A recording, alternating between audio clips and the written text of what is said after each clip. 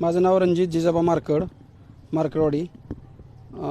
आमच्या गावात 100% परत मतदान घ्यायचं आम्ही सगळ्या गावकऱ्यांचं मिळून ठरलेलं आहे. तसं तहसीलदार साहेबाला आम्ही निवेदन दिलेलं आहे. बॅलेट पेपरवर आम्ही मतदान घ्यायचं सगळेजण म्हणतोय आम्ही. ही मतदान आम्हाला म्हणजे झालेलं मतदान मंजूरच नाही.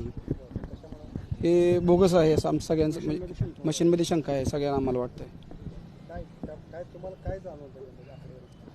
आकडेवारी म्हणजे भरपूर प्रमाणात मतदान विरोधात गेले असं कधीच आतापर्यंत नव्हतं झालं. मतदान 1900 पोल झालं तर सरासरी एक 300-400 मतदान विरोधात जायला पाहिजे होतं. ते त्याच्या विरोधात झालं. जवळजवळ 1000 मतदान तिकडे विरोधात गेलं आणि 800-850 मतदान आम्हाला मिळालं. 850.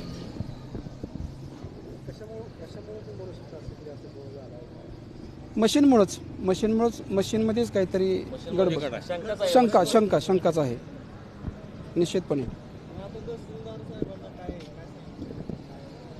की आमच्या गावास्वरूपी गावांतर्गत आम्ही लोकवर्गण करून आमच्या गावचं मतदान आम्ही करणार आहे बॅलेट पेपरवर असं निवेदन बी आम्ही दिलेलं आहे. मी माझी आई सरपंच पुत्र.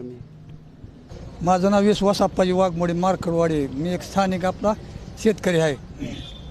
तर आमच्या गावात साधारण 24पैकी 1900 काय पोल झाले. 1905 पोल झाले.